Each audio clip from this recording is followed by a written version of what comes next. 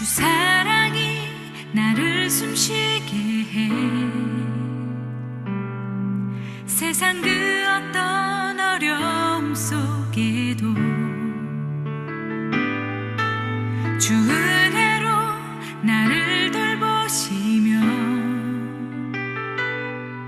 세상 끝날까지 지켜주시네. 주 사랑이 나를 이끄시네. 내가 갈 수 없는 그곳으로 주의 사랑 나를 붙드시며 세상 끝날까지 인도하시네. 주님만이 내 아픔 아시며 주님만이 내 맘 어루만지네. 어느 누구도 나를 향하시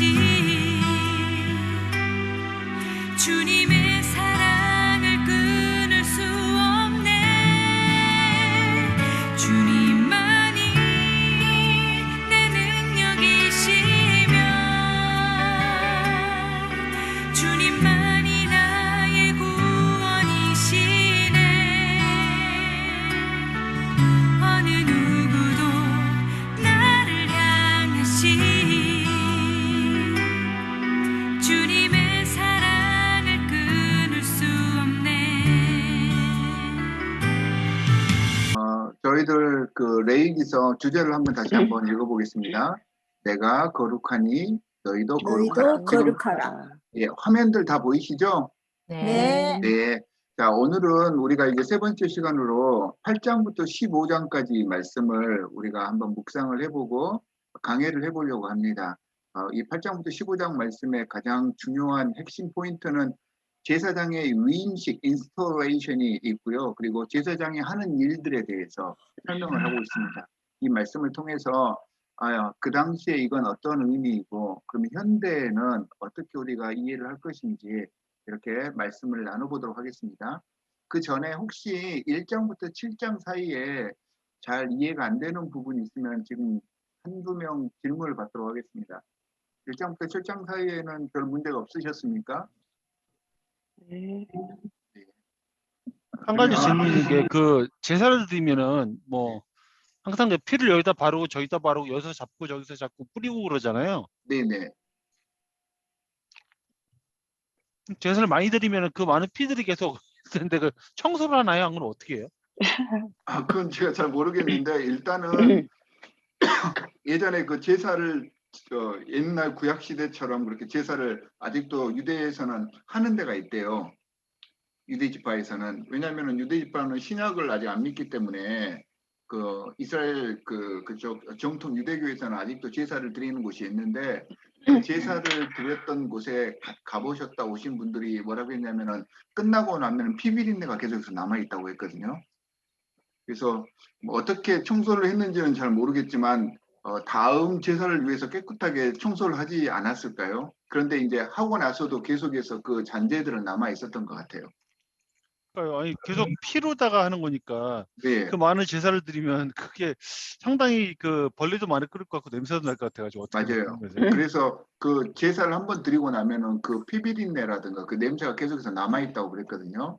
그런데 나중에 또 새로운 제사를 드리기 위해서는 아마 그런 정결 의식을 해야 되고 하기 때문에 성막 시대 때는 어떻게 했을지 모르겠는데 이제 성전 시대에는 제사장들이 성전 청결하게 하는 그런 모든 작업을 했겠죠. 네, 감사합니다. 또 다른 거 있으십니까? 저도 개인적으로 예. 그 고기를 잡고 이럴 때도 굉장히 많은 물이 필요했을 것 같다는 생각이 들었어요. 네. 그러니까 피를 닦아내는 것도 그렇고 그걸 네. 씻어내는 것도 그렇고 거기가 물이 많은 곳이 아니었을 텐데 그게 좀 맞아요. 의미 되는 부분이었어요. 그 물은 그러니까 광야 시대에는 그 물을 많이 사용하지 않았던 것 같고요.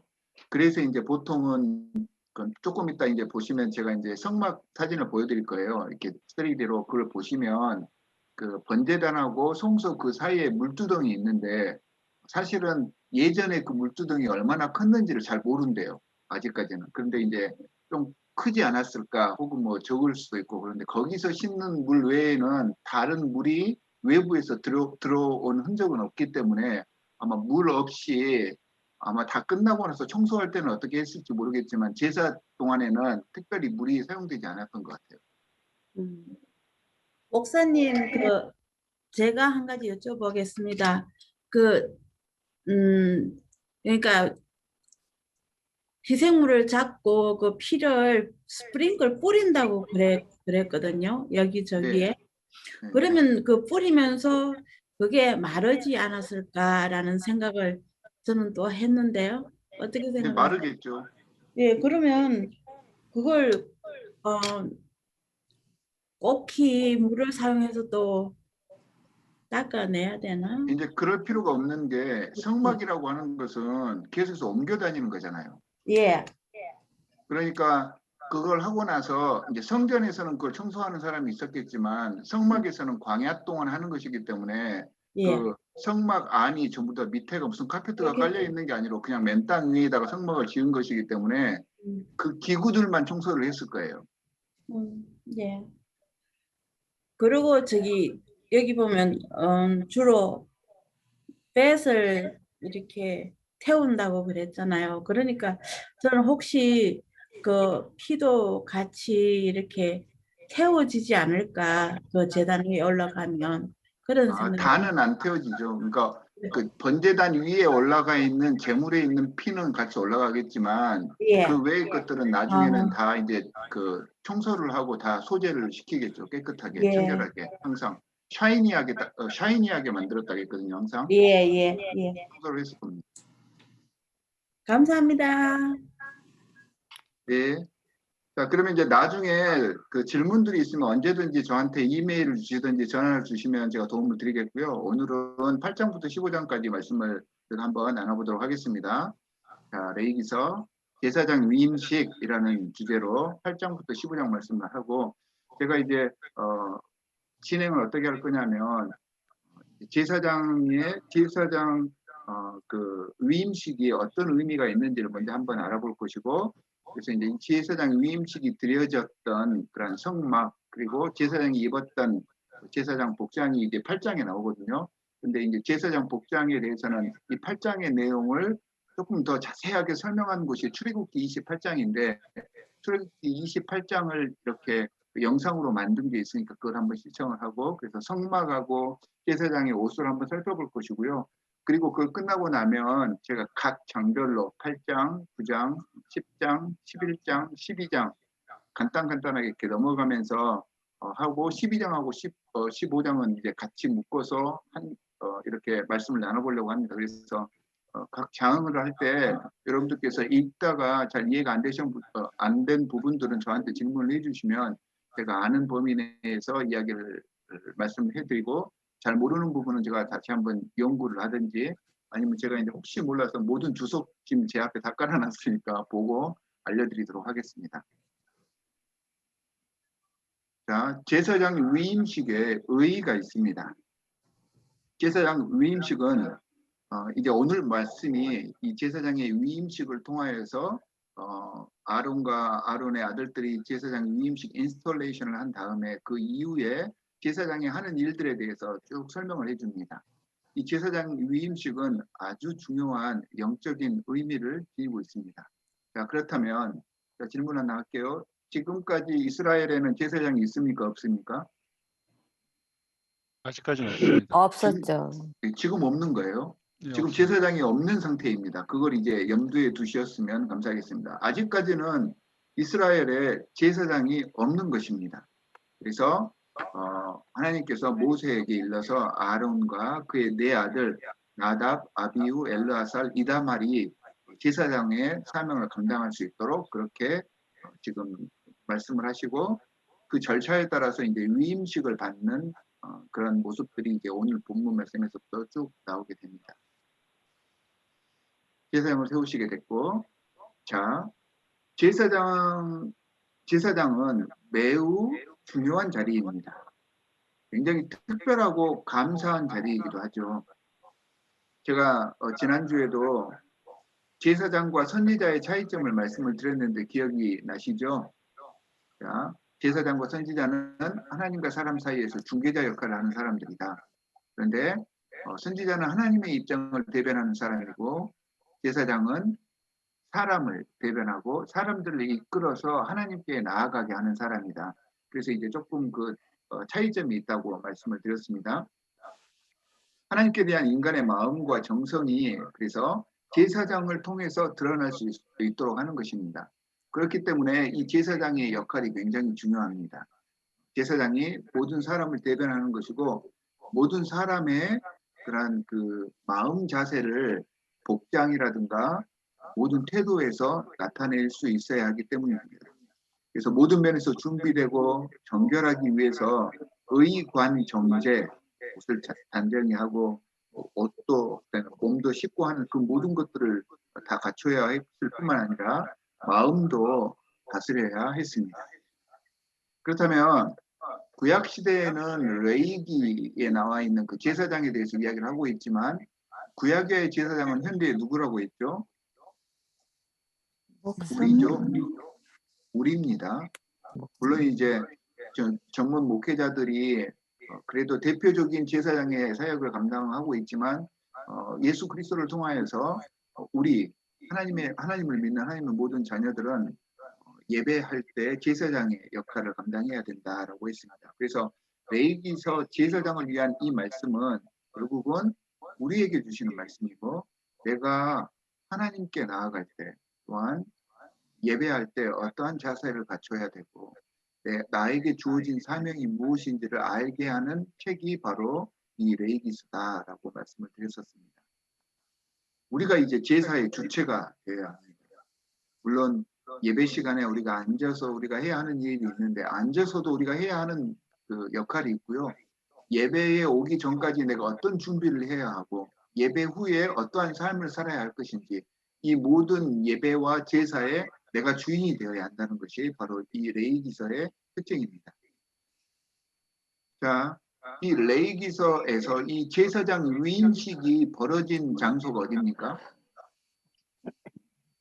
성막이죠. 성막. 네, 성막입니다. 그런데 이제 우리가 이제 레위기서 하면은 이제 출애굽기의 이제 성막과 또한 이제 제사장이 입었던 그 인스톨레이션 할 때 임직식 할 때 입었던 그런 의복에 대해서는 출애굽기에 나오는데 일단 그 레위기서 이 제사를 들어감에 있어서 여기에 대해서 우리가 알지 못하면은 사실은 조금 여러 가지 많은 문제점이 생길 수도 있고 답답할 수도 있기 때문에 오늘은 이 장소, 이 제사장 위임식이 벌어졌고 하나님께서 이 제사를 위하여서 했던 모든 것들을 다 알려주시고 했던 그 성막에 대해서 우리가 한번 볼 것이고 또한 이제 레위기서 8장을 보면 제사장 위임식 때 제사장이 입어야 할 옷들에 대해서 설명이 간단하게 나와 있는데 아까도 말씀드렸듯이 이 자세한 설명이 출애굽기 28장에 나옵니다. 그래서 첫 번째 한 4분 정도, 5분 정도 되는 그런 영상에서는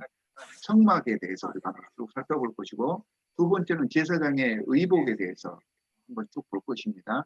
제사장의 의복에 대해서 영상이 나오면서 출애굽기 28장을 영어로 읽어줍니다. 그러니까 여러분들께서 그때는 출애굽기 28장을 펼쳐서 읽으시면서 같이 그 영상을 보면 많이 도움이 될 거라고 생각합니다.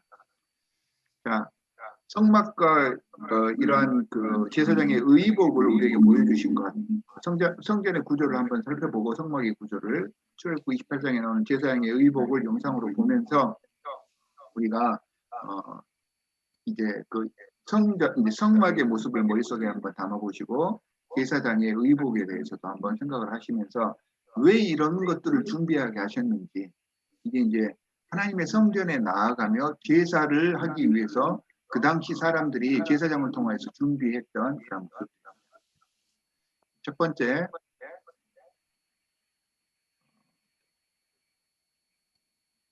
이제 성막에 대해서 한번 보도록 하겠습니다. 출애굽한 이스라엘 소리 백성들에게는 들리시죠? 첫 번째 성소였던 성막, 그곳은 하나님이 계시는 거룩한 곳이자 하나님께서 백성들과 만나 주셨던 만남의 자리였습니다. 성막의 울타리에서부터 성막의 내부까지, 구조는 물론이고 재료 하나까지도 하나님의 손길이 거치지 않은 곳이 없는 성막. 이 성막은 구원은 그저 주어진 것이 아니며 예배가 얼마나 복된 자리인지를 깨닫게 해줍니다. 구약 성경에 나온 성막이 글로 표현되어 있기 때문에 이해를 돕기 위해 성막이 어떻게 생겼는지, 그리고 그 구조는 어떻게 되어 있는지를 오늘 함께 알아가 보자 합니다.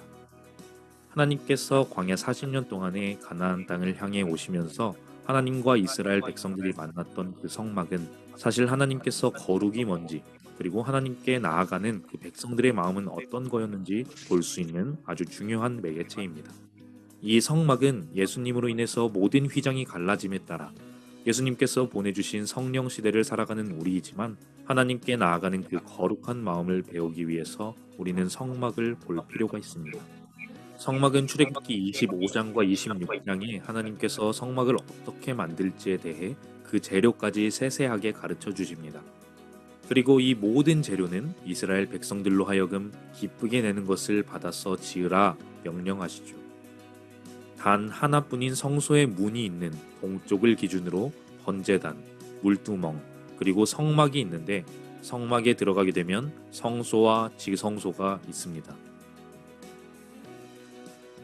동쪽인 성막의 입구로 들어와서 예물을 드리게 되는데, 번제단을 기준으로 북쪽에서 예물을 드리는 사람이 가축을 잡습니다. 그렇게 해서 잡게 된 가축의 피를 가져다가 번제단 네 모퉁이에 있는 번제단의 뿔에 피를 묻히고 가축을 번제단 위에다가 올립니다. 그렇게 태우게 되면 그것은 화제로서 하나님 앞에 향기로운 냄새로 드려지는 것이죠. 번제단에서 조금 더 이동하게 되면 그 앞에 물두멍이 있습니다. 물두멍에서는 제사장들이 손이나 발을 씻도록 되어 있습니다. 이때 손이나 발을 씻지 않고 성막 안에 들어가게 되면 제사장은 반드시 죽게 됩니다. 성막 안에 있는 성소를 보면 그 바깥에는 해달 가죽으로 덮여져 있습니다. 그 안에 들어가게 되면 나오는 곳이 바로 성소입니다. 이 성소에는 제사장들만이 들어올 수 있습니다. 제사장들이 들어오면 입구인 동쪽을 기준으로 서쪽인 지성소 앞에는 분향단이 있습니다. 이 분향단에는 지정된 향을 섞어서 만든 것을 태움으로써 거룩한 향기를 냅니다. 성소에서 북쪽에 보이는 것이 바로 떡상입니다. 떡상은 하나님 앞에 떡을 차려서 놓는 것을 말하는데, 12장의 진설병을 두 줄로 6장씩 쌓아 놓습니다. 그리고 성소의 남쪽에는 살구나무 꽃 모양을 한 등잔대가 있습니다. 이 성소 안에 더욱 거룩한 곳은 바로 지성소입니다. 지성소에는 대제사장만이 들어갈 수 있는데 1년에 딱 하루 있는 속죄일에만 들어갈 수 있습니다. 이 지성소 안에는 언약궤가 있습니다. 언약궤 위에 있는 것이 바로 속죄소인데, 그룹이라고 하는 천사 2명이 서로 날개를 맞대고 언약궤를 덮고 있는 모습을 가집니다. 법궤 안에는 3가지 물건이 들어 있습니다. 첫째는 시내산에서 모세가 하나님께로부터 받은 2 돌판이 있고, 두 번째는 광야 40년간 하나님께서 먹여주신 만나, 그리고 3번째는 아론의 쌍난 지팡이입니다. 이렇게 해서 보면 이스라엘 백성은 이 법궤를 40년 내내, 그리고 가나안 땅에 들어와서까지도 하나님께서 주신 말씀을 기억하고 일용할 양식을 주신 하나님을 기억하면서 이 법궤를 늘 기도와 예배의 중심에 놓았던 것을 볼 수 있습니다. 하나님께 나아오는 그 마음을 배우기 위해서 우리는 구약 성경에 나오는 성막에 대해서 알아볼 필요가 있습니다. 성막에 대해 자세하게 묵상한다면 우리가 하나님께 어떤 마음으로 예배를 드려야 되는지 확실하게 알 수 있을 것입니다. 자, 이것이 이제 성막에 대한 그런 것이고요. 그 다음에 이제 나오는 그 장면이 이제 8장에 나오는 제사장 위임식 때 제사장이 입어야 할 그런 복식에 대해서 이야기를 해주십니다. 제사장이 입어야 할 그 복식들은 각자 그 모든 그런 부품들의 구속들에 다 의미가 있는데, 한번 여러분들께서 보시면서 제사장의 그 예복들을 한번 살펴보시기 바랍니다. 같이 읽으시면서 출애굽기 28장 말씀을 함께 읽으시면 도움이 많이 될 것입니다. 자, 그러면 출애굽기 28장을 보시면서 제사장의 의복을 한번 보도록 하겠습니다. And take thou unto thee Aaron thy brother and his sons with him from among the children of Israel, that he may minister unto me in the priest's office. And thou shalt make holy garments for Aaron thy brother for glory and for beauty. And these are the garments which they shall make: a breastplate and an ephod and a robe and a broidered coat, a mitre and a girdle. And they shall make holy garments for Aaron thy brother and his sons, that he may minister unto me in the priest's office. And they shall make the ephod of gold, of blue, and of purple, of scarlet, and fine twined linen with cunning work. It shall have the two shoulder pieces thereof joined at the two edges thereof, and so it shall be joined together. And the curious girdle of the ephod which is upon it shall be of the same, according to the work thereof, even of gold, of blue, and purple, and scarlet, and fine twined linen. And thou shalt take 2 onyx stones, and grave on them the names of the children of Israel, 6 of their names on one stone, and the other 6 names of the rest on the other stone, according to their birth. With the work of an engraver in stone, like the engravings of a signet, shalt thou engrave the 2 stones with the names of the children of Israel. Thou shalt make them to be set in ouches of gold. And thou shalt put the 2 stones upon the shoulders of the ephod for stones of memorial unto the children of Israel. And Aaron shall bear their names before the Lord upon his 2 shoulders for a memorial. 이게 And thou 호마노. shalt make ouches of gold, and 2 chains of pure gold at the ends. Of wreathen work shalt thou make them, and fasten the wreathen chains to the ouches. And thou shalt make the breastplate of judgment with cunning work. After the work of the ephod thou shalt make it, of gold, of blue, and of purple, and of 에봇, scarlet, and of fine twined linen shalt thou make it. 4 square it shall be, being doubled. A span shall be the length thereof, and a span shall be the breadth thereof. And thou shalt set in it settings of stones, even 4 rows of stones. The first row shall be a sardius, a topaz, and a carbuncle. This shall be the first row.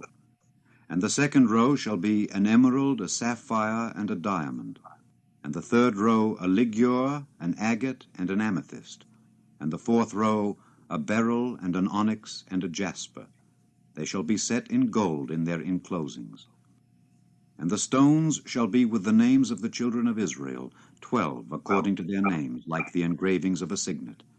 Every one with his name shall they be, according to the 12 tribes. And thou shalt make upon the breastplate chains at the ends of wreathen work of pure gold. And thou shalt make upon the breastplate 2 rings of gold, and shalt put the 2 rings on the 2 ends of the breastplate. And thou shalt put the 2 wreathen chains of gold in the 2 rings which are on the ends of the breastplate. And the other 2 ends of the 2 wreathen chains thou shalt fasten in the 2 ouches, and put them on the shoulder pieces of the ephod before it. And thou shalt make 2 rings of gold, and thou shalt put them upon the 2 ends of the breastplate in the border thereof, which is in the side of the ephod inward. And 2 other rings of gold thou shalt make, and shalt put them on the 2 sides of the ephod underneath, toward the forepart thereof, over against the other coupling thereof, above the curious girdle of the ephod. And they shall bind the breastplate by the rings thereof unto the rings of the ephod with a lace of blue, that it may be above the curious girdle of the ephod, and that the breastplate be not loosed from the ephod. And Aaron shall bear the names of the children of Israel in the breastplate of judgment upon his heart, when he goeth in unto the holy place, for a memorial before the Lord continually. And thou shalt put in the breastplate of judgment the Urim and the Thummim, and they shall be upon Aaron's heart when he goeth in before the Lord. And Aaron shall bear the judgment of the children of Israel upon his heart before the Lord continually. And thou shalt make the robe of the ephod all of blue, and there shall be an hole in the top of it in the midst thereof. It shall have a binding of woven work round about the hole of it, as it were the hole of an habergeon, that it be not rent. And beneath upon the hem of it thou shalt make pomegranates of blue, and of purple, and of scarlet round about the hem thereof, and bells of gold between them round about, a golden bell and a pomegranate, a golden bell and a pomegranate upon the hem of the robe round about. And it shall be upon Aaron to minister, and his sound shall be heard when he goeth in unto the holy place before the Lord, and when he cometh out, that he die not. And thou shalt make a plate of pure gold, and grave upon it, like the engravings of a signet, Holiness to the Lord. And thou shalt put it on a blue lace, that it may be upon the mitre, upon the forefront of the mitre it shall be. And it shall be upon Aaron's forehead, that Aaron may bear the iniquity of the holy things which the children of Israel shall hallow in all their holy gifts. And it shall be always upon his forehead, that they may be accepted before the Lord. And thou shalt embroider the coat of fine linen, and thou shalt make the mitre of fine linen, and thou shalt make the girdle of needlework. And for Aaron's sons thou shalt make coats, and thou shalt make for them girdles, and bonnets shalt thou make for them, for glory and for beauty. And thou shalt put them upon Aaron thy brother and his sons with him, and shalt anoint them, and consecrate them, and sanctify them, that they may minister unto me in the priest's office. And thou shalt make them linen breeches to cover their nakedness. From the loins even unto the thighs they shall reach. And they shall be upon Aaron and upon his sons, when they come in unto the tabernacle of the congregation, or when they come near unto the altar to minister in the holy place, that they bear not iniquity and die.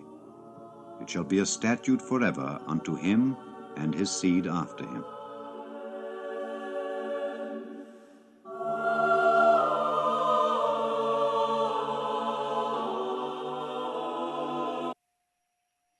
자, 잘들 보셨죠? 성막과 그 제사장 복장에 대해서 우리가 한번 쭉 봤습니다. 그리고 이제 우리가 막 8장을 한번 보도록 하겠습니다. 이제 성막에 그런 의미들이 다 있고, 또한 제사장의 의복들이 있습니다. 혹시 여기서 많은 질문은 좀 그렇고, 그 성막에서 하나, 그다음에 제사장 복장에서 하나, 혹시 잘 이해가 안 되거나 알고 싶은 부분 있으면 질문 한번 해보십시오.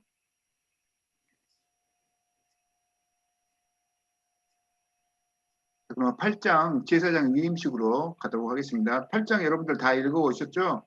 한번 쭉 읽어보시면서 잘 이해가 안 됐던 부분들을 이야기해 주시기 바랍니다. 먼저 보면은 8장의 제사장 위임식을 하게 되면 그 준비물들이 나옵니다. 의복이 필요하고, 관유가 있어야 되고, 속죄 제물이 있어야 되고, 또한 무교병이 있어야 했습니다. 그만큼 이제 준비하고 정결하게 하며, 또한 자신을 회개하고 헌신의 마음을 준비했다라고 하는 그런 의미를 가지고 있습니다.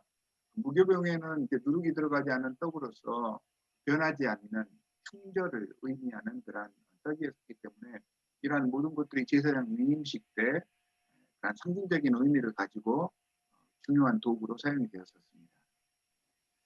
자, 오늘 아까도 우리가 그 영상으로 또 살펴봤듯이 8장에 보면 제사장의 그 의관, 정제, 그러니까 옷을 바로 입고 하는 그 모든 것들이 나타납니다.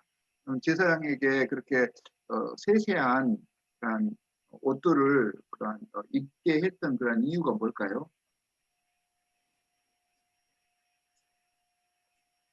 자, 거기 보면은 먼저 제사장을 씻기죠.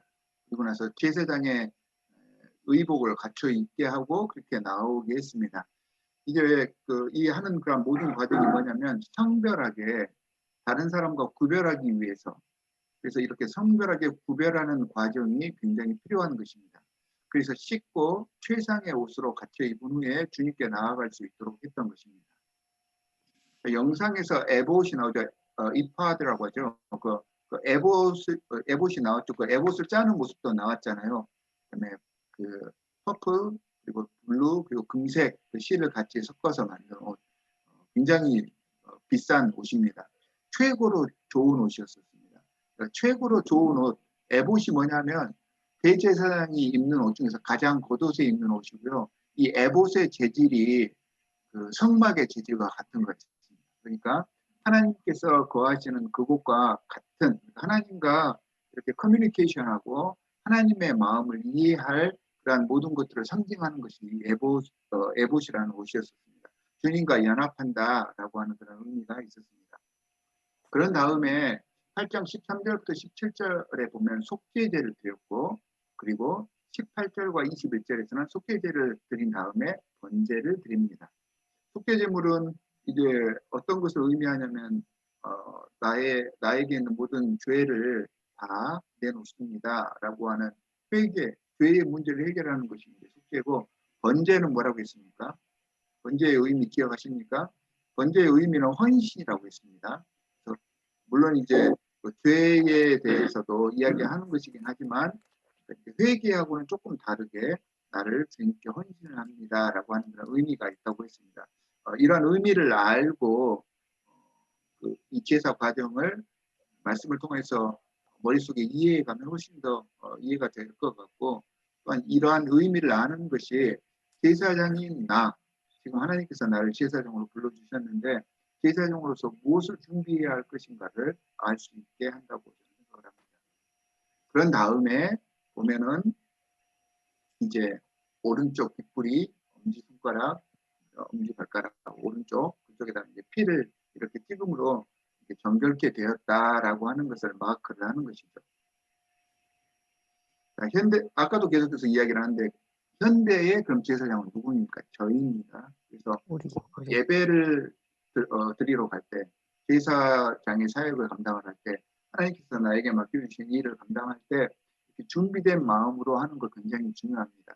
그래서 이 8장은 이러한 그 제사장의 위임식에 대한 그런 내용들이 나타나고 있습니다. 혹시 질문사항이 있습니까? 가장 중요한 것은 여기서 이제 보면은 8장에 보면은 무슨 소제도 같이 드리고 그다음에 그 속죄제도 드리고 번제도 드리고 화목제도 드린다 이렇게 이야기가 되는데, 사실은 이 모든 것들은 이제 제사를 하는 그러한 것이고, 원래 이제 제사장의 위임식은 어디서 그 역할을 감당하고 있냐면 화목제에서 그 역할을 감당하고 있습니다. 22절부터 29절에 보면 화목제를 드리는 광경이 나오는데, 백성과의 교제와 그들을 대변하기 위해서, 이게 이제 제사장의 역할이었잖아요. 그래서 그 화목제를 통해서 이제 속죄제나 번제는 개인제였지만 화목제는 같이, 그러니까 내가 이제 감당할 그런 공동체와 같이 드리는 것으로서 서로를 인준하는 그런 형식을 나타냅니다. 그래서 이 화목제가 사실은 제사장 위임식의 가장 키포인트였던 것이죠. 그래서 이 화목제를 통해서 서로 받아들이는 과정을 이렇게 경험하게 되고 위임식으로서의 그런 역할을 감당하게 했던 것입니다. 혹시 8장에서 잘 이해가 안 되는 부분 있으십니까? 이해가 안 되는 것은 아니고요. 네. 왜 오른쪽, 왼쪽 이렇게 차별을, 그러니까 제가 레위기에서 이해되는 것 중에 오른쪽 귓불이, 오른쪽 엄지손가락, 오른쪽 그리고 무슨 번제 드릴 때도 오른쪽 뒷다리, 네.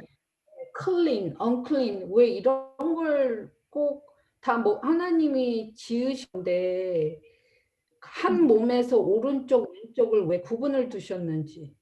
그게 이제 우리가 이제 책을 읽을 때 이제 구약 시대를 읽을 때는 하나님께서 구약 시대, 그러니까 에인션트 이스라엘 픽플들의 컬처나 그 사람들의 전통을 고려하셔서 그들이 이해할 수 있는 방식으로 모든 것도 설명을 해주셨는데, 이제 동양권 문화에서는 원래 왼쪽과 오른쪽을 구분할 때 왼쪽은 부정하다 생각을 하고 오른쪽은 정한 것이다라고 생각을 했어요.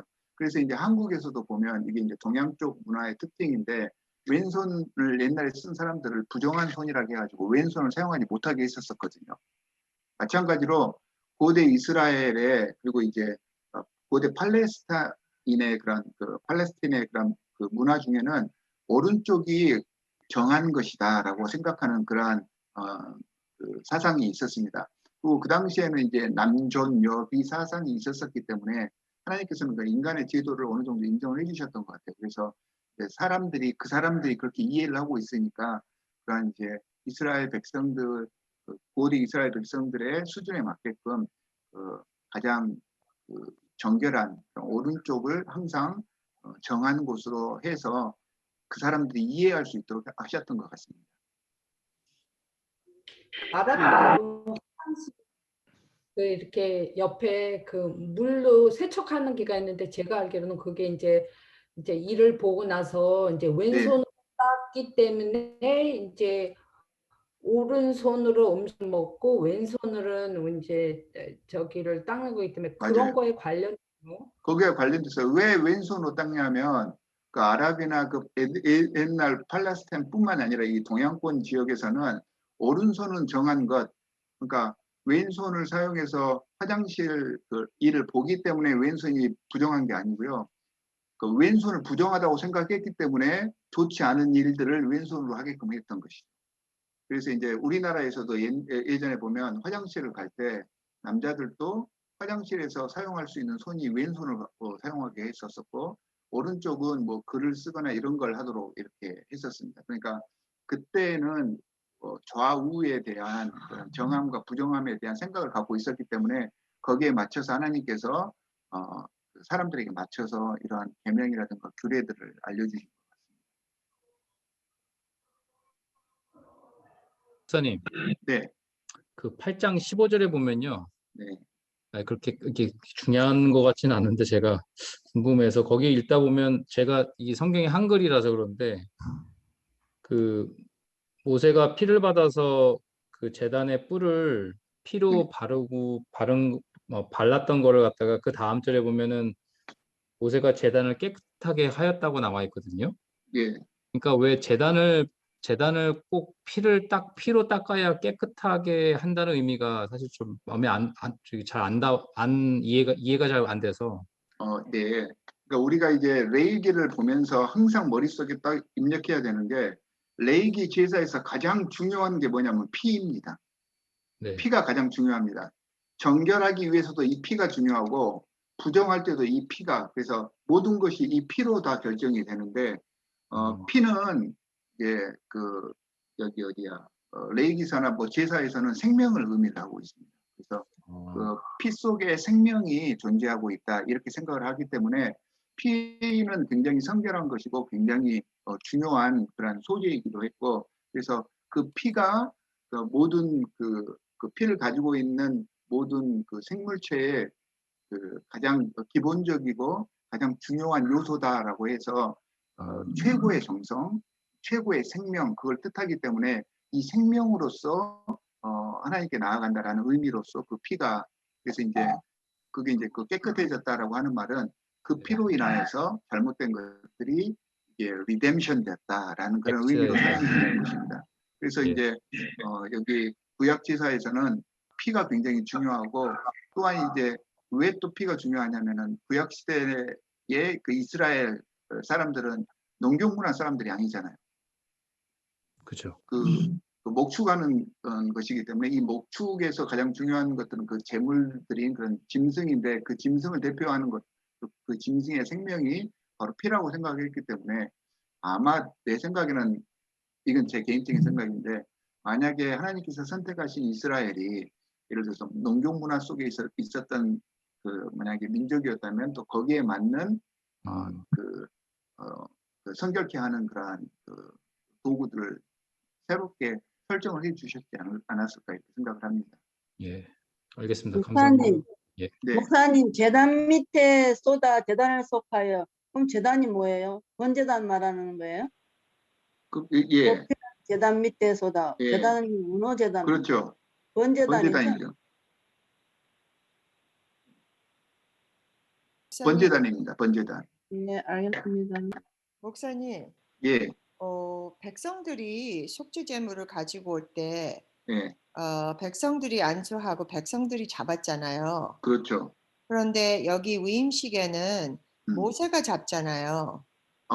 그걸 발견하셨네요. 네, 15절에 보면 모세가 잡고라고 이야기가 되어 있거든요. 근데 중요한 것은 지금 이제 두 가지 설이 있습니다. 이게 이제 두 가지 설명이 있는데, 하나는 지금 제사장들의 그 속죄를 해야 되는데 지금 제사장이 있어요, 없어요? 아직은 없죠. 없죠. 그래서 네. 제사장의 역할을 지금 하고 있는 사람이 대리인으로서 모세가 하기 때문에 모세가 모세. 이것을 잡았다라고 하는 그런 설이 있고요. 음. 또 하나는 이 모세가 잡았다라고 했을 때 이 잡다가 영어나 한글에서는 이것을 모세가 잡다 이렇게 되어 있는데 히브리어 원어를 보면 이걸 잡았다는 것이 그 모세가 직접 이렇게 죽이는 게 아니라 모세가 잡는 과정에 같이 있었다라고 하는 그런 의미로도 해석이 된대요. 그래서 여기서는 이제 모세가 잡다, 또 영어식 표현에서도 그 모세가 슬로러했다 이렇게 되어 있지만 사실은 원래 그 제사에서 우리가 그 레기스를 통해서 우리가 배웠던 것처럼 사실 여기서 진짜로 잡은 사람들은 아론과 아론의 그 아들들이 나와서 잡았고 그걸 가지고 모세가 피를 뿌렸다 이렇게 해석을 하는 사람들도 있습니다. 그래서 아마 이 두 가지 그런 의미가 여기 있지 않는가 생각을 합니다.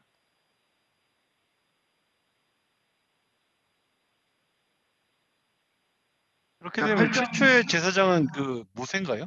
아니죠. 모세는 제사장이 아니죠. 아니죠. 그 아론이 역할을 한 사람은 제사장인 거 아니에요?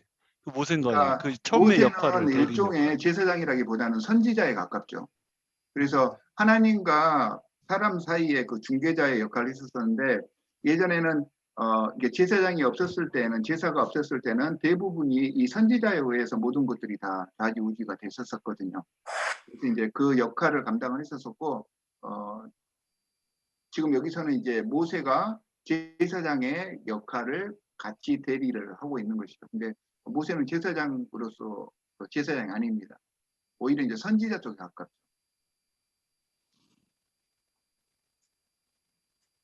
자, 8장은 이렇게 하고 이렇게 이제 너무 이제 길게 끌 수가 없으니까 일단은 이제 9장으로 넘어가도록 하겠습니다. 혹시 또 다른 질문이 있으시면 저에게 개인적으로 연락을 주시기 바랍니다.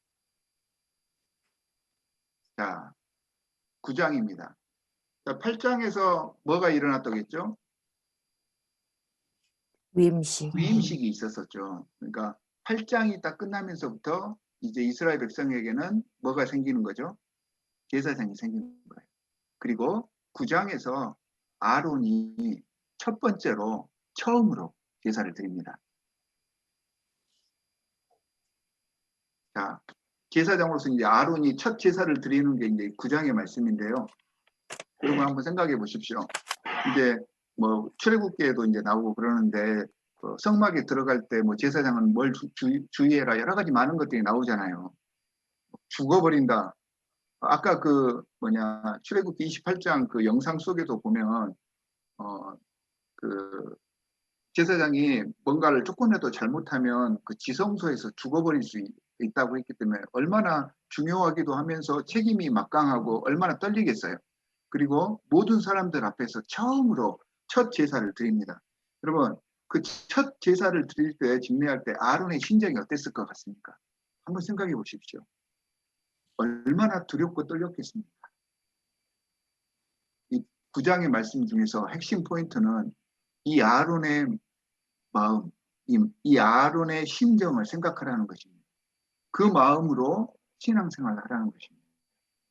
우리를 제사장으로 불러주셨는데 이 아론의 마음을 생각하라는 것입니다. 제가 목사 안수를 받고 첫 설교단에 섰을 때 그 감정이 저는 생각이 납니다. 물론 그 전에 이제 교육 전도사를 해서 설교는 조금 했는데 목사 안수를 받고 처음으로 설교를 했었을 때 정말 그 감정이 저는 아직도 잊혀지지가 않거든요. 떨리기도 하고 두렵기도 하고 마음으로 그때는 나를 정말로 드릴 각오가 되어 있었는데 지금 보면 많이 닳고 다른 듯한 그런 모습이 생각나서 참 마음이 아프기는 하는데 이 9장을 보시면서 이 아론이 첫 제사를 드렸던 그 떨리는 마음으로 예배를 집례하는 그 모습을 기억하셔서 그 마음을 계속해서 떠올리시면서 예배를 드리고 제사를 하라는 말입니다. 굉장히 중요합니다. 22절과 24절에 보면 그렇게 아론이 제사를 집례하자 불이 여호와 앞에서 나와서 번제물을 살랐다라고 이야기를 하고 있습니다. 여러분 구약에 보면 불이 내려와서 번제물을 살린 그러한 그 장면이 오늘 여기 본문 말씀을 포함해서 딱 3번이 나옵니다. 3군데가. 어딘지 혹시 기억나는 대로 한번 이야기 한번 해보십시오. 어디가 있을까요? 이게 첫 번째. 두 번째가 어딜까요? 모세 가시나무. 어? 어디서요? 가시나무. 아니. 그건 이제 하나님께서 불로 하신 것이고, 번제단 위에 하나님께서 불을 내리셔가지고 그 번제를 태우신 것. 이게 이제 구약에는 딱 3번 나오는 걸로 저는 구약에 그 아합의 뭐 맞습니다. 그 열왕기상 18장에 보면 우리가 잘 아는 엘리야가 바알의 선지자 450명과 대결을 하면서 그 번제단을 쌓았었잖아요. 그때 하나님께서 엘리야의 제단 위에 불을 내려주셔서 그 번제물 다 살랐다고 했습니다. 또 하나가 있습니다.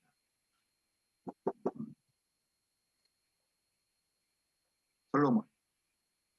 역대하 7장에 보면요.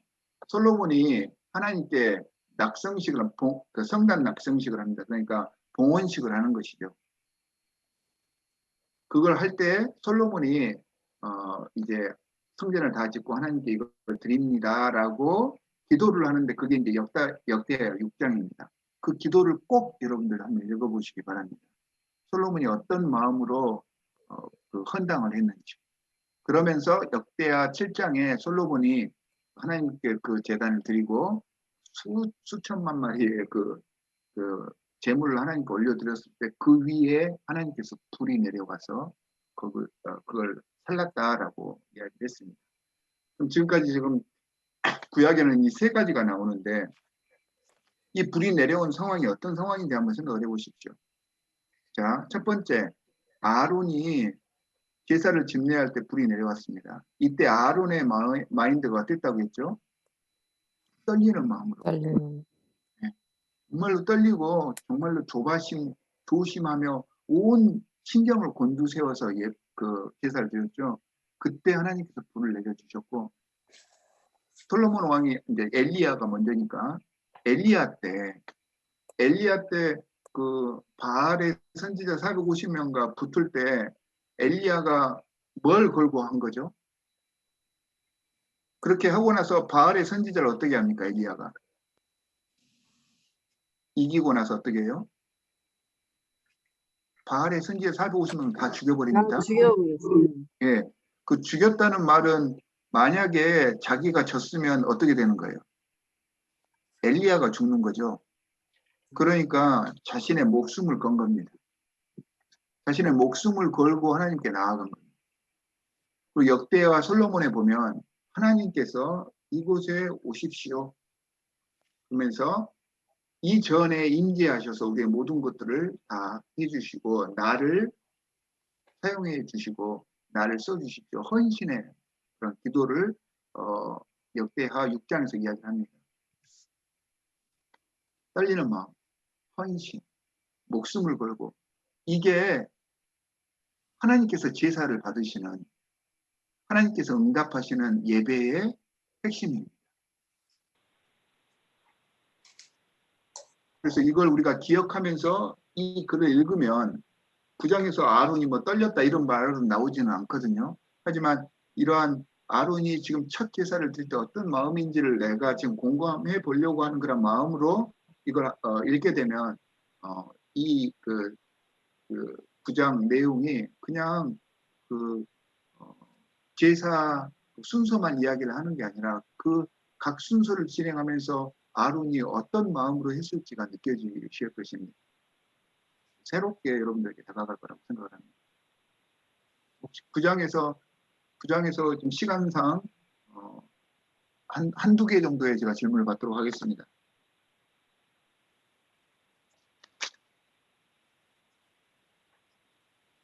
아마 그 9장에서 아론이 드린 제사 그런 내용들이 이미 우리 1장부터 7장 사이에 다 나와 있기 때문에 그렇게 큰 어려움이 없이 읽으실 수 있을 것이고 각 5대 제사의 그 의미를 알고 읽으시면 이게 이런 의미구나. 이래서 이런 제사를 드렸구나라고 하는 것들이 느껴지십니다.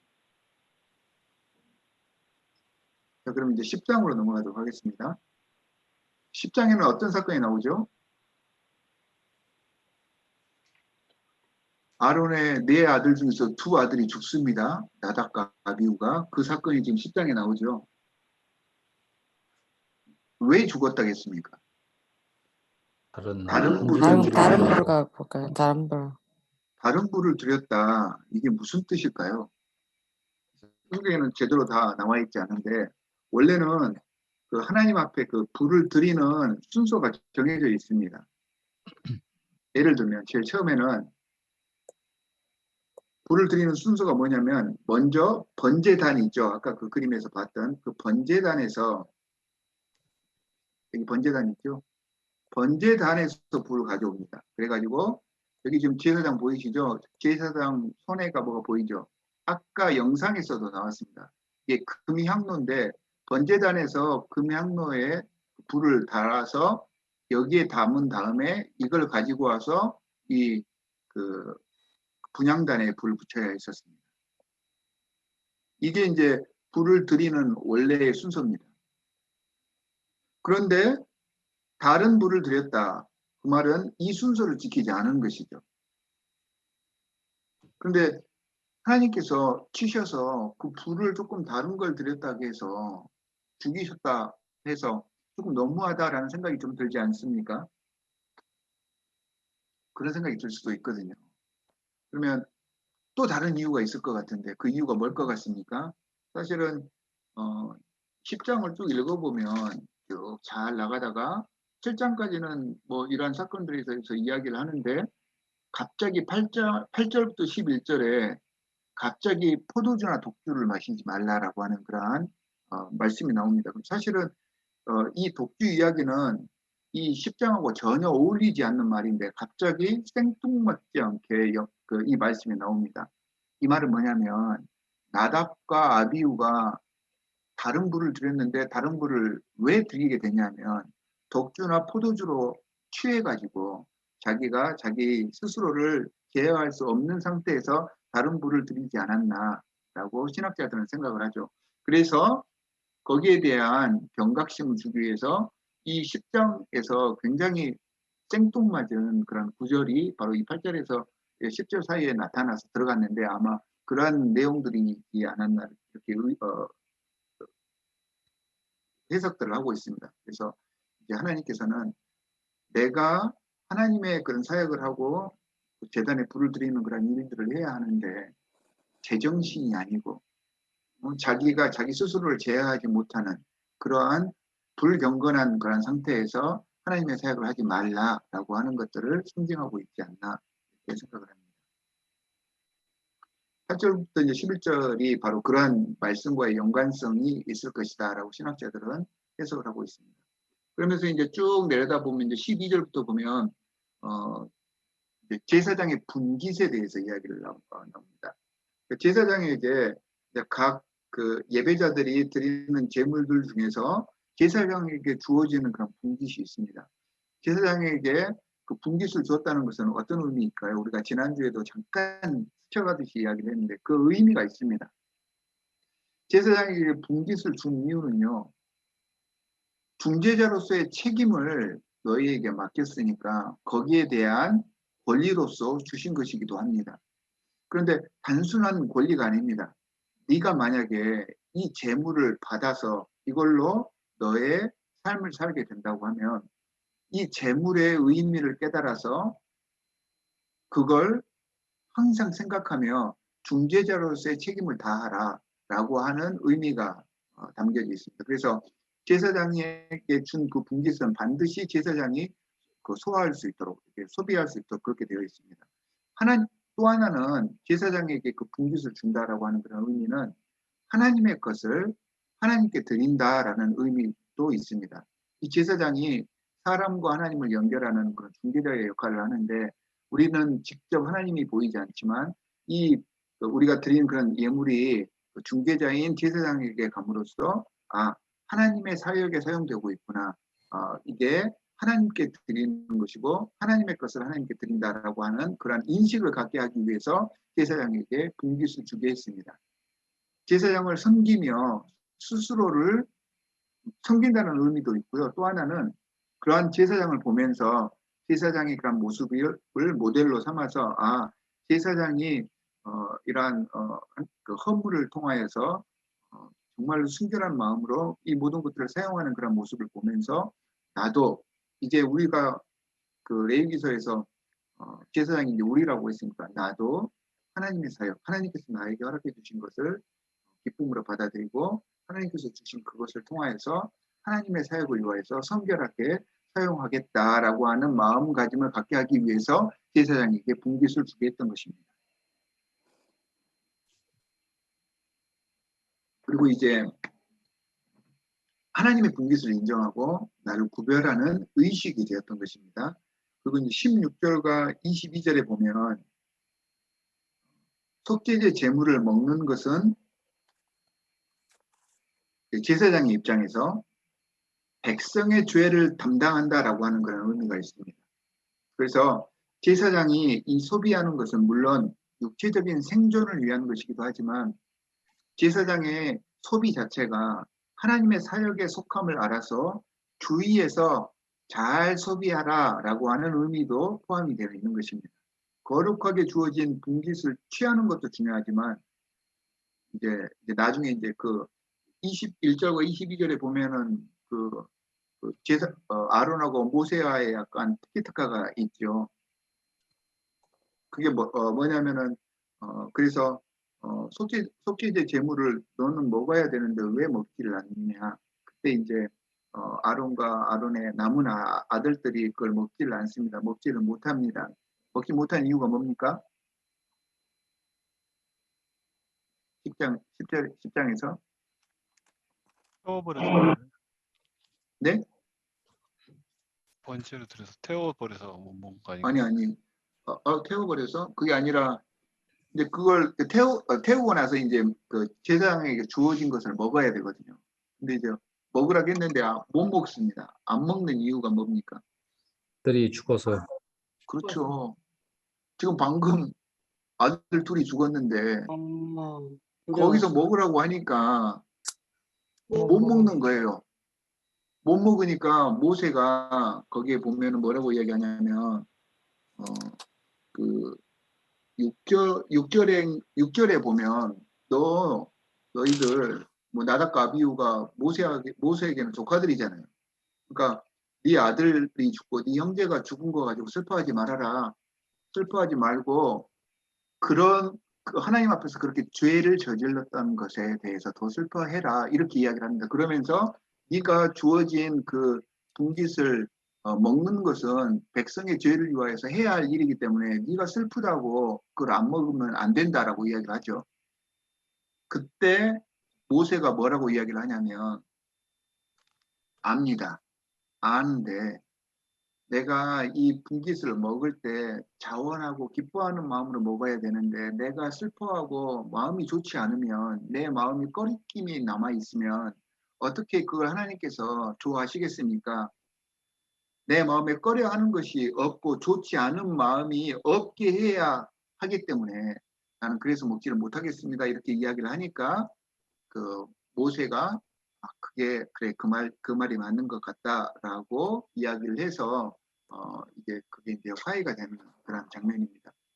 그래서 이제 여기에서 이제 중요한 게 이제 하나님의 사역을 하는데 하나님께서 맡겨주신 그 일을 할 때 꺼려하는 마음, 기분 좋지 않은 마음, 기뻐하지 않는 마음으로 하는 것은 사실은 내가 다시 한번 나를 돌아보고 나를 조금 내려놓는 그런 시간을 가져야 할 필요가 있지 않나라고 하는 것을 여기서 이야기를 해주면서 하나님의 사역에 임하는 하나님의 일을 하는 사람들의 마음가짐이 어떠한지를 알려주는 그런 예화가 바로 지금 10장 16절부터 20절까지의 말씀에 나타나는 그런 이야기입니다. 혹시 10장에서 질문사항 있으십니까? 없습니다. 자, 그럼 11장으로 넘어가겠습니다. 혹시 또 이제 질문사항이 생각나시면 언제든지 저한테 연락을 해주시면 감사하겠습니다. 11장에서는 이제 여기까지가 이제 제사장의 위임식과 제사장의 할 일이 나와 있고 11장부터는 정한 짐승과 부정한 짐승을 이렇게 가릅니다. 근데 이것도 제사장의 사역에 해당하는 것이고 어떤 게 정한 짐승이고 어떤 게 부정한 짐승인가를 하나님께서는 이제 모세를 통해서 알려주셨는데 이걸 통하여서 제사장들이 판별을 해서 정한 짐승은 취하고 부정한 짐승은 취하지 못하게끔 그렇게 이야기를 하는 것입니다. 또 한번 보시면 왜 구분을 하셨을까요? 정한 짐승, 부정한 짐승. 왜 구분을 하셨을까요? 하나님을 섬길 때 자신을 돋보이게 하기 위해서 하나님께서 자신의 영광을 위해서 이렇게 구분하셨을까요? 왜일까요? 구분하신 이유가 뭘까요? 성별. 네? 성별하시고 거룩한 그러니까 하나님. 성별하신 이유가 뭐냐? 구분한다는 게 이제 성별하게끔 성스럽게 구분한다는 것인데 왜 그렇게 성스럽게 정한 짐승과 부정한 것을 이렇게 꼭 구분을 하셨는지. 거룩하라. 그렇죠. 여기 44절에 11장 44절에 이제 그 원래의 뜻이 나옵니다. 제가 한번 읽어볼게요. 나는 여호와 너희 하나님이라 내가 거룩하니 너희도 거룩하라. 구별하여 거룩하게 하고 거룩하게 하라라고 했습니다. 그런데 이 말씀을 오해해서는 안 됩니다. 내가 거룩하니까 너희가 거룩해야 된다. 이런 의미가 아닙니다. 거룩하라고 하는 이유가 하나님을 위해서가 아닙니다. 누구를 위해서예요? 철저하게 이스라엘 백성들이 정결하게 하기 위해서예요. 그래서 이렇게 지금 보면은 뭐 어떤 것들은 정한 짐승이고 어떤 것은 부정한 짐승이고 이 이야기를 하는데 그 이유들이 여러 가지 많은 설들이 있습니다. 이건 이런 이유고 저건 저런 이유고 이런 것들이 있는데 먼저는 건강상의 위생적인 이유가 있다고 합니다. 당시 사회 속에서 쉽게 병을 일으키거나 상하기 쉬운 음식들에 대해서 하나님께서는 건강상의 이유로 구분을 해 주신 것이다 라고 이야기를 하고 있고 요즘에 이제 가장 조금 더 설득력이 있고 문화인류학적으로도 이해가 되는 게 종교적인 이유 같은데요. 금한 짐승이나 음식들이요. 주로 그 당시 광야 생활을 할 때 당시 가나안이나 그 주위에 있던 이방 민족의 신들을 상징하거나 혹은 그들의 문화 속에서 음란한 관습과 음식에 밀접한 관계가 있는 것들이 대부분이었습니다.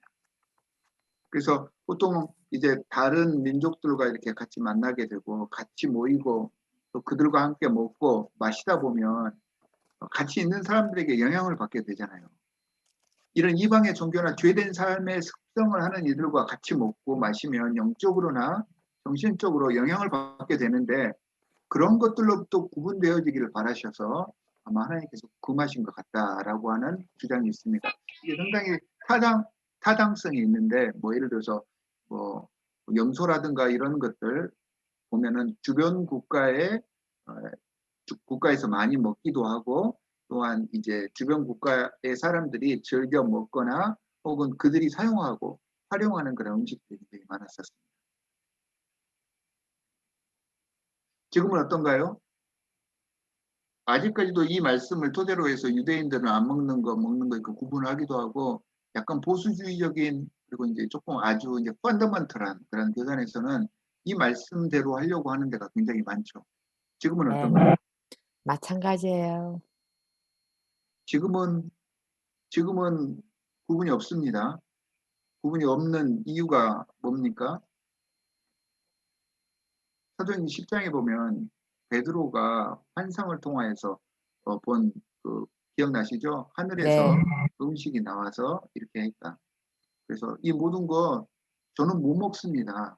이거 원래 부정한 것들인데 내가 어떻게 먹습니까? 베드로가 이야기를 하죠. 그때 하나님께서 뭐라고 말씀하시죠? 너 진짜 웃기다. 내가 먹으라고 했는데 왜 네가 안 먹는다고 하냐?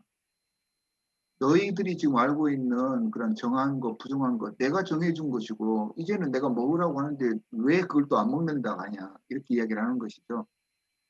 그렇게 가능해진 이유가 예수 그리스도 때문에 그런 것이죠. 예수 그리스도로 인해서 모든 것이 가해졌습니다. 피의 문제가 다 해결이 된 겁니다. 예전에는 이 피가 너무너무 중요했는데 이 피를 예수 그리스도의 피 흘림으로 다 해결이 되어버린 것입니다. 예수 그리스도로 인하여서 하지 못했던 이 모든 것들이 다 그 장막이 다 없어져 버린 것입니다. 그런데 이 모든 것들을 다 받아들일 수 있는 그러한 시대를 이 예수 그리스도께서 열어 주신 것입니다. 예수 그리스도를 통하여서 모든 문화가 통합이 되었고요. 예전에는 그런 이러한 왜냐하면 예전에 그 신학 사상은 이스라엘 백성만 하는 그런 신앙생활이었는데 예수 그리스도께서 오심으로 해서 이게 모든 세상 사람들을 위한 그런 것들로 이렇게 딱 전파가 되고 오픈이 되어버렸습니다. 오픈이 되었다는 말은 이제 그 예수 그리스도를 믿는 모든 사람들이 하나님의 백성의 범위 안에 들게 되었으니까 이스라엘 백성에게만 해당하는 상황이 아니라 그러니까 예수님을 받아들인 사람들이 행하고 있었던 그런 문화도 우리가 수용할 수 있는 그러한 것들이 되는 것이죠. 예수 그리스도로 인해서 이 모든 것들이 다 해결이 됩니다. 그래서 좀 다르죠. 구약이랑 신약의 그런 모든 것들이. 그러면서 이제 11장 44절 아까 이야기했듯이 내가 거룩하니 너희도 거룩하여라 이렇게 구분을 해주신 것입니다. 다시 한번 말씀드리지만 내가 거룩하니 너희도 거룩하여라 이건 하나님이 좋아서가 아니라 우리를 깨끗하게 하기 위해서 우리가 오염되지 않게 하기 위해서 그러면서 이제 그 정한 짐승 부정한 짐승을 아주 구체적으로 말씀을 해주시잖아요. 굉장히 디테일한 그 당시에 얼마나 세심하게 우리를 위하시는지 또 조심하라는 것입니다. 우리가 오염되지 않게 하기 위해서 그렇게 신경을 쓰신 것입니다. 어떤 목사님이 이런 말씀을 하시더라고요. 요즘에 이제 성찬식 때문에 왈가왈부하는 사람들이 생겨서 이렇게 말씀하시더라고요. 다른 사람을 배려하지 않는 성찬식, 다른 사람을 배려할 줄 모르는 예배는 오히려 죄입니다. 저는 그 말이 맞는 것 같습니다. 왜냐하면 우리의 예배가 하나님과의 화해, 평화를 위한 것인데 우리의 예배와 우리의 고집이 다툼을 일으키고 다른 사람들을 깔아뭉개는 것이 된다면 나는 성찬식을 하지만 그 예배, 그 성찬식은 오히려 죄가 될 수 있다 하는 말. 중요한 말입니다. 더 아끼고 서로를 보살필 수 있어야 합니다. 그게 이제 교회의 사명인 것 같습니다. 11장에서 혹시 질문사항 있으십니까? 길게는 설명 안 해주셔도 되겠지만 여기서 나오는 그 정한 것이 그 안식교회에서 따르는 것과 같은 건가요?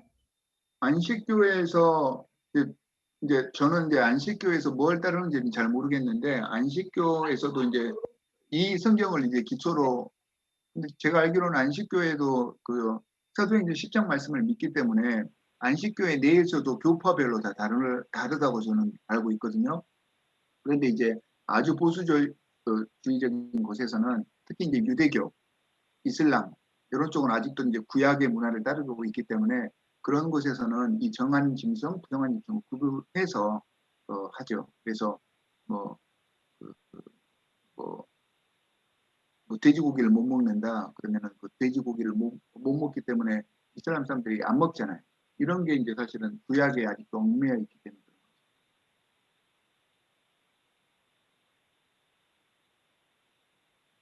그 이제 정한 것과 부정한 것들을 이렇게 구분할 때도 예를 들어서 동물은 예를 들어서 굽이 있고 되새김질을 해야지 정한 짐승이고 물고기 같은 경우에는 비늘과 지느러미를 다 가지고 있어야 된다.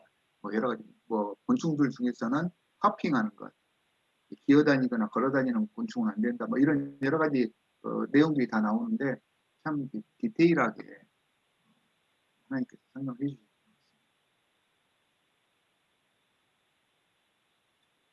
목사님 그러면 저기 지금 이게 유대인들이 따르고 있는 코셔로하고 그렇죠. 같다고 생각하세요? 아니면 거의 디프런트? 같죠. 예. 유대교에서도 우리가 항상 이제 너무 이제 천편일률적으로 한 가지 것만 생각을 하면 안 되는 게 우리 기독교 예를 들어서 장로교에도 한국 장로교회를 예를 들면 보수적인 장로교회가 있고 진보적인 장로교회가 있잖아요. 마찬가지 유대교에 이제 코셔법이 있어가지고 먹는 음식, 못 먹는 음식 그리고 음식을 그 재물을 잡을 때는 어떤 식으로 잡고 어느 부위를 때려서 죽여라. 이 모든 것들이 다 적혀 있는 게 코셔 트래디션이거든요. 그런데 이제 그런 것들도 이게 시간이 이제 수천 년이 지났잖아요. 그래서 유대교 종파 속에서도 약간 리버럴한 데는 이런 것들로 이제 현대적으로 적용을 했겠죠. 그리고 이제 약간 컨서버티브한 곳에서는 아직도 그쪽을 많이 지키려고 하고 이런 것들이 있다라고 이해를 하시면 되겠습니다.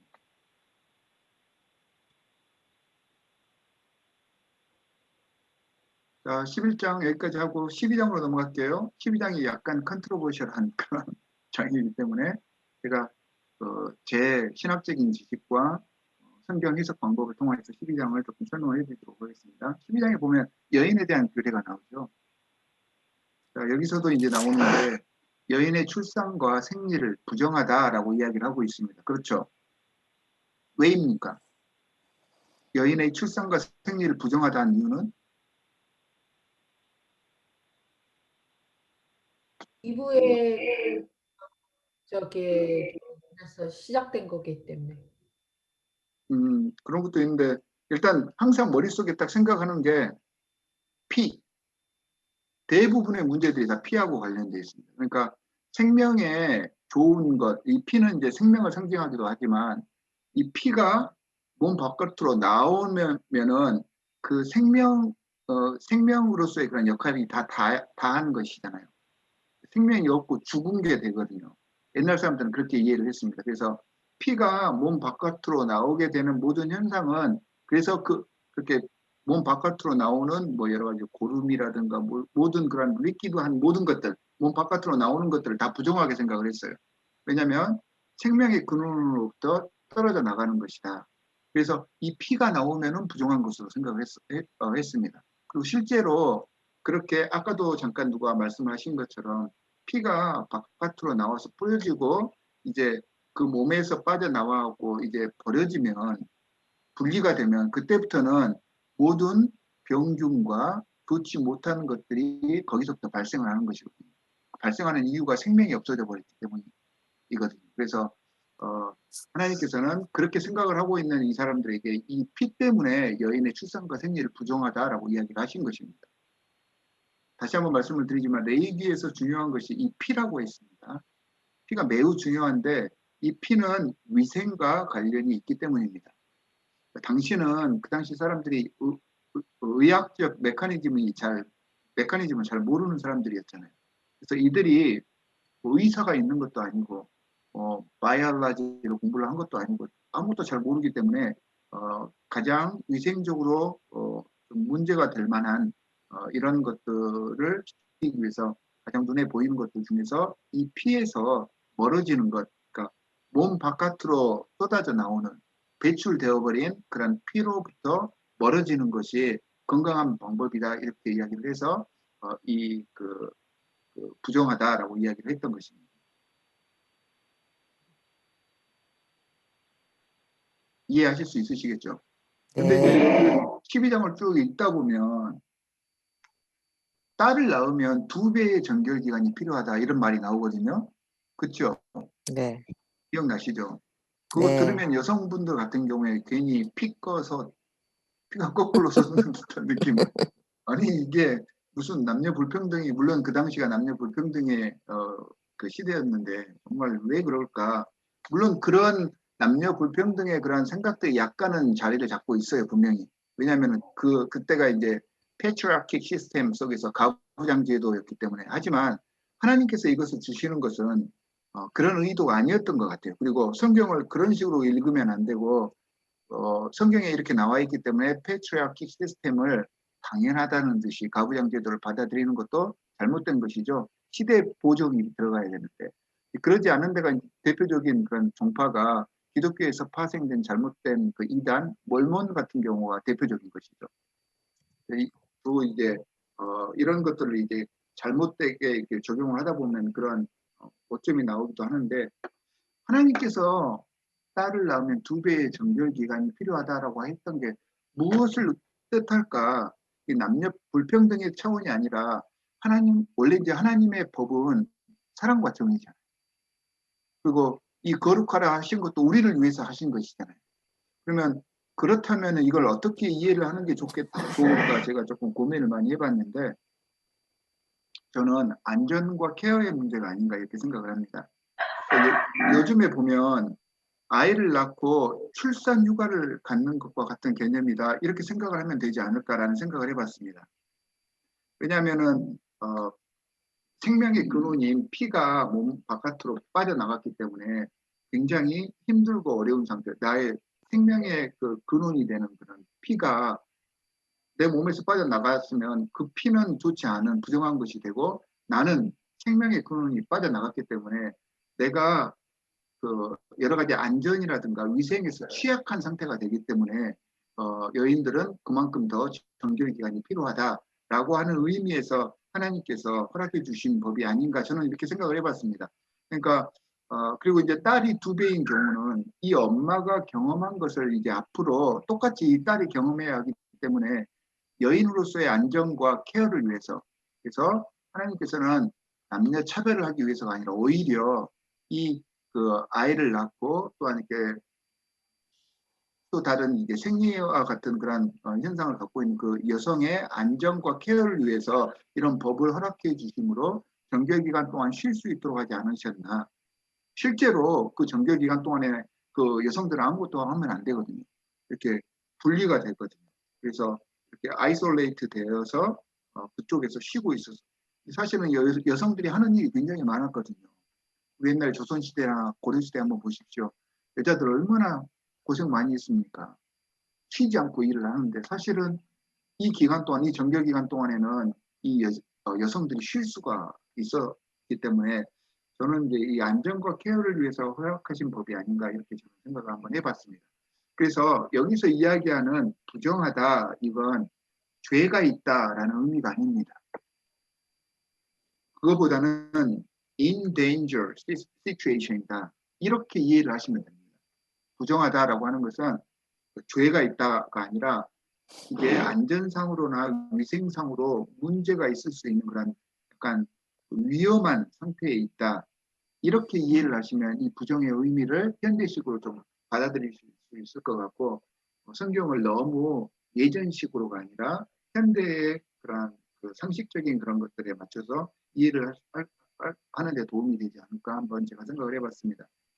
건강한 상태가 아닐 수 있고 위생적이지 않을 수 있다라는 의미로 이해하시는 것이 이 레위기서에서 부정의 의미를 받아들이는 데 훨씬 더 도움이 되지 않을까 생각을 합니다. 혹시 질문사항 있으십니까?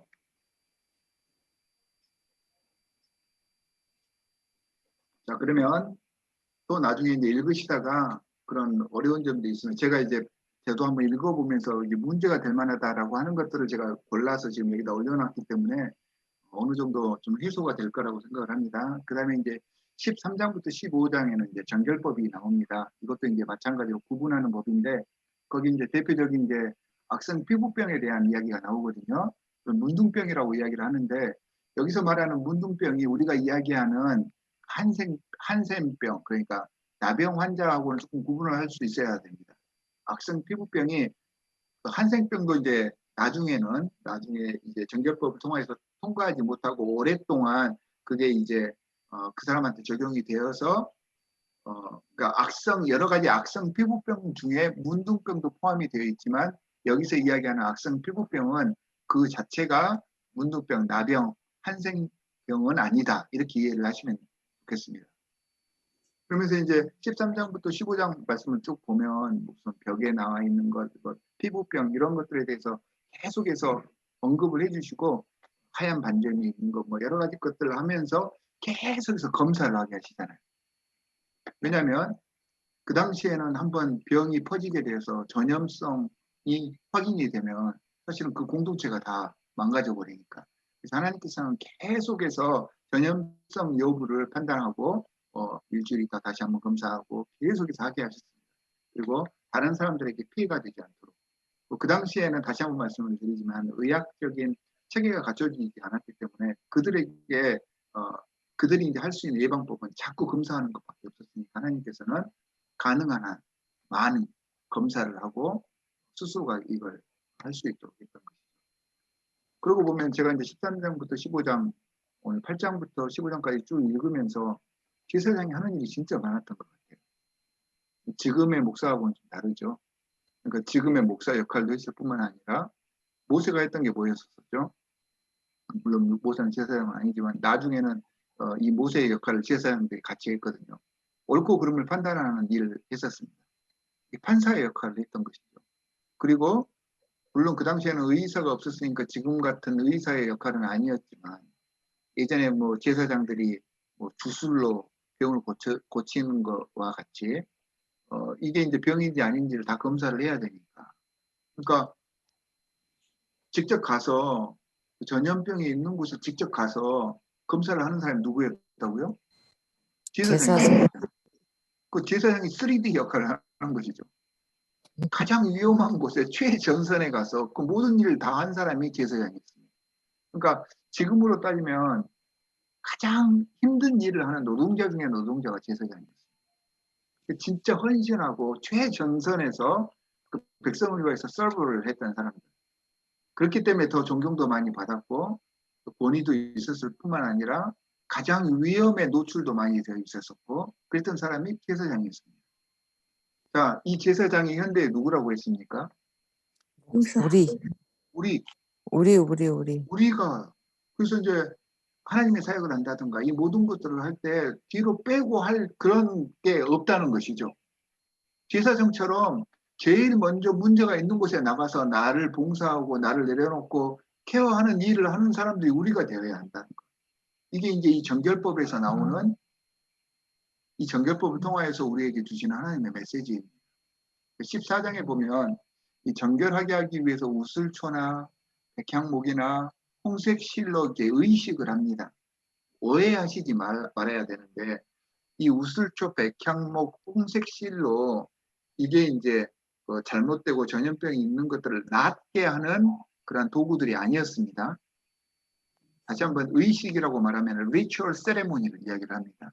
그러니까 이게 그 당시에는 이제 뭐 그 토테미즘이나 애니미즘 그 신앙 속에서 보면 예를 들어서 이런 거 있잖아요. 호랑이 뼈를 갈아 마시면 내가 힘이 세진다. 이런 거 있죠. 원래 이제 독수리가 눈이 밝기 때문에 독수리의 눈알을 빼먹으면 내 눈이 밝아지고 내 눈에 그런 문제가 해결된다. 이런 게 이제 애니미즘, 토테미즘의 그런 신앙이거든요. 그런 것들을 이야기하려고 하는 것이 아닙니다. 14장에서 말하는 정결하게 하는 의식이 있는데 이 우슬초, 백향목은 좋은 이미지를 갖고 정결한 그런 모습들을 상징하는 그런 것들이 있습니다. 이 홍색실과 더불어. 이런 것들과 함께 리추얼 세레모니를 함으로써 내가 이것들을 정결하게 되었음을 셀리브레이트 하기 위해서 하는 그런 정결 예식이었다. 이렇게 생각하시면 됩니다. 14장에 보면 이런 우슬초, 백향목, 홍색 실과 함께 정결 의식을 하고 나서 이제 새를 날려보내는 그런 장면이 나오거든요. 새를 날려보낸다. 새를 날려보낸 이유라든가 왜 그랬냐는 주석을 아무리 찾아봐도 나오지는 않았는데 제가 해석해 보기로는 새를 날려보냈다. 프리덤. 이게 얼마나 좋았을까요? 한번 생각을 해보십시오. 그러니까 만약에 악성 피부병으로 판단이 되어서 문둥병이 되어서 만약에 격리 조치가 되어진다. 그러면 어떻게 되냐면 여러분들 벤허 영화를 본다거나 했을 때 그 문둥병자들이 어떻게 살았는지 아시죠? 그 예수님 시절에 뭐 예를 들어서 혈루증을 앓은 그 여인이라든가 혹은 그 문둥병자들이 사람들 옆에 가면 안 되잖아요. 그래서 그들은 짐승처럼 살았습니다. 사회적으로 완전히 짐승 취급을 받았던 사람들입니다. 그러니까 이 악성 피부병 혹은 그 이런 병이 걸렸다고 의심이 들어서 이렇게 구분되었다가 격리되어 있다가 나중에 이게 이제 전염병 아주 악성이 아니다라는 것들이 다시 밝혀져서 다시 사회 속으로 돌아온다라고 하는 것은 다시 사는 것과 같은 것입니다. 그래서 새를 날려보냄으로써 이 새가 날아가는 그 프리덤을 느끼고 얼마나 좋았겠습니까? 당신은 다시 원래의 자리로 돌아갈 수 있습니다. 이걸 선언받는 그 순간 이 사람은 너무 행복하고 너무 좋았을 것입니다. 그래서 사실은 이 정결 예식에 우슬초, 백향목을 상징하는 것이 이제 예수 그리스도가 되는 것이고, 이 프리덤의 상징이 예수 그리스도의 그런 모습을 이렇게 암시를 해주는 그러한 도구들이 아닌가, 이렇게 생각하시면서 읽으시면 정말로 사회적으로 정의를 당하다가 인간 취급받지 못하다가 인간으로서 다시 대우를 받게 되고 가족들 다시 만나게 되었을 때 얼마나 행복했을까. 이게 이제 정결의식의 핵심 포인트입니다. 그리고 이제 이것도 보면 15장에 보면 이 정결하다고 선언을 해주는 사람도 또 누구였다고요? 제사장. 제사장. 진짜 할 일 많았었죠. 다 가면서 이 정결을 확인을 해야 하는 이유가 그 사람이 그 사람뿐만이 아니라 이제 그 사람이 속해 있는 그런 사회 공동체가 보호를 받아야 되고 안전해야 되기 때문에. 근데 이제 그 정결을 확인하기 위해서는 제사장이 가서 그 부위를 살펴보고 해야 되니까 가장 제사장이 위험에 노출이 되어 있었었겠죠. 이게 이제 13장에서 15장에 나와 있는 여러 가지 정결법에 대한 이야기들이 여기 이렇게 나와 있는 것입니다. 질문사항 있으십니까? 아니요. 감사합니다.